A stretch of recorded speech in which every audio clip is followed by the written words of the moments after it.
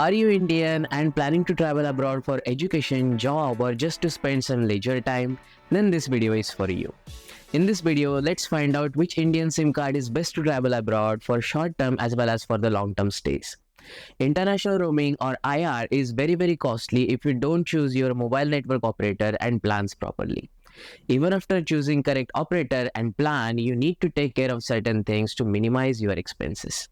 I will cover everything, give you necessary tips, so make sure to watch this video till the end. Even if I miss something, ask me in the comments. We'll try to answer your questions to the best of my knowledge. This is Vishwas and welcome to the Logical Path. Chalo, let's begin.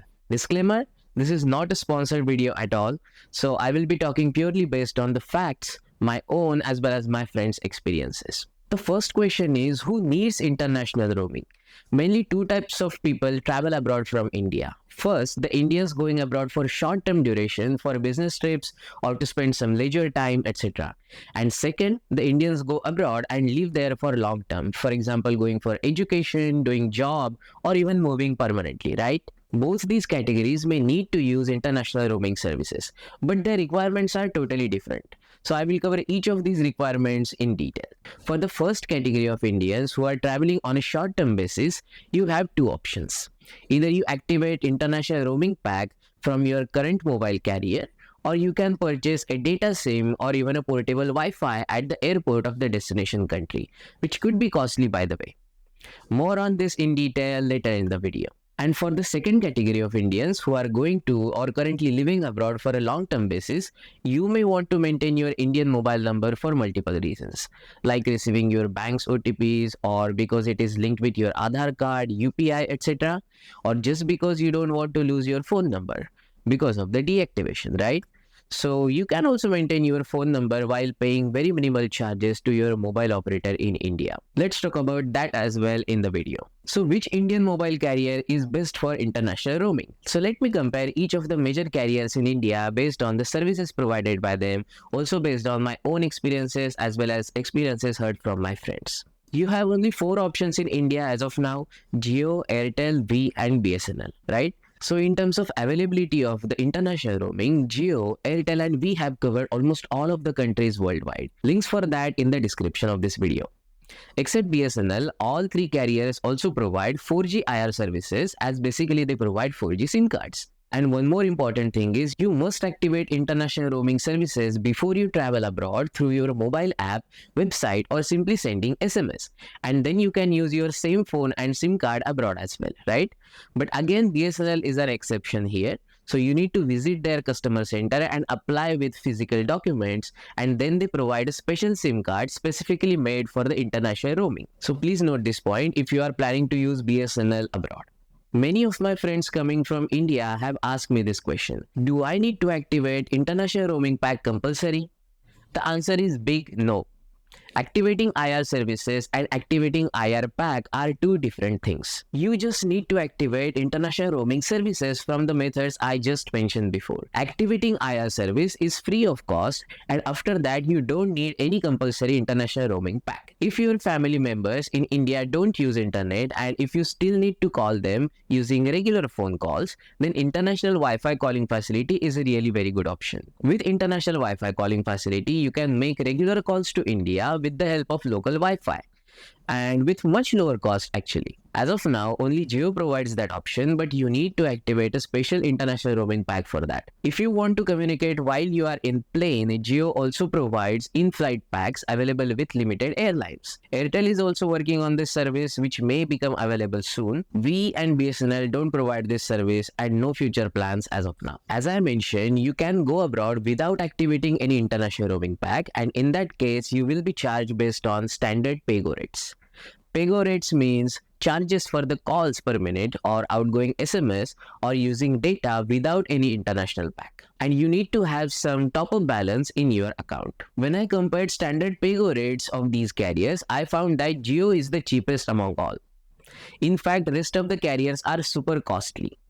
Just an example, if you go to USA with Jio, you can call within USA or back to India with just 2 rupees per minute. In case of Airtel, that is 50 rupees per minute for local calls within USA and 180 rupees per minute to call back to India. In case of V, that is 70 rupees for local call and 140 rupees to call back to India. I think that is too costly compared to Jio. What do you think? So again, Jio clearly wins in this case. For your reference, I am providing all the standard Paygo chart links in the video description. Please check those out. Now you know which Indian carrier is best for international roaming, but there are also some tips to choose the correct plan. For the first category Indians going abroad on a short term, choose the international roaming pack based on your requirements, like how many days you are visiting the foreign land, your expected data usage, phone calls you need to make back to India, and many other things. So my advice here is to first compare the international roaming packs with the internet services provided at the destination country and then make your decision. If you ask me, my personal recommendation is Jio again with international roaming pack, again due to their cheap and attractive plans. If you differ with my opinions, please let me know in the comments below. And for the second category Indians that gonna live abroad for long term, you don't need any international roaming pack with any carrier at all. Just activate international roaming service and go abroad. You can receive international SMSs free of cost, so no worries about getting OTPs at all. But if you want to make some phone calls or send outgoing SMSs, then just having top-up balance doesn't work there. You need to have at least a basic plan.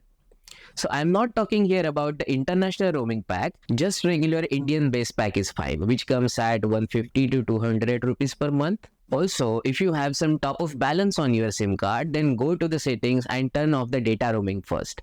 Otherwise, your top of balance will become zero in seconds, believe me. This is because data usage while international roaming is very costly. As per the TRAI regulations, carriers have a right to deactivate your SIM card if you are inactive for 90 days as per my knowledge.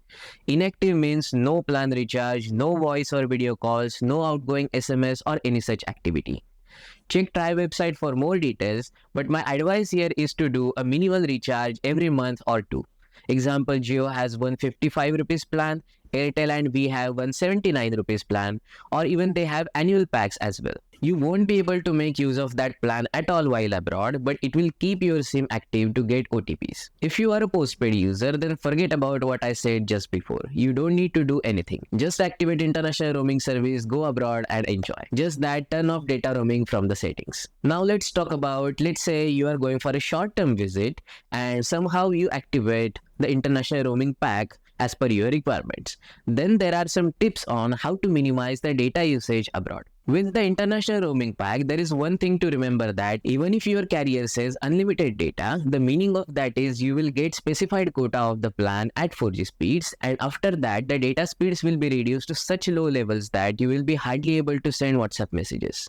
So here are some tips on how to minimize the data usage abroad. First of all, turn off the mobile data for unnecessary apps from your smartphone settings. Next thing is turning off the background refresh of the apps, so that they won't consume any data in the background. You can even use a public local Wi-Fi at the destination country, but make sure to use it with some VPN. I have already made a video on how to create your own VPN in just 30 minutes, so if you are someone with a technical background, do watch it.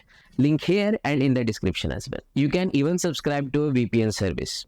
My recommendations are there in the video description. So the final verdict here is this. Personally, I think Jio is better in terms of services offered and value for money. I have personally tried Jio, Airtel and V, and my recommendation is to use Jio. If you are traveling on a short duration, you can purchase a temporary international roaming pack with your current carrier, and if you are going on a long-term basis, then porting to Jio is not a bad choice, I think. Hit that like button if you got something useful from this video. Share this video with your family and friends, and yeah, don't forget to subscribe to my channel.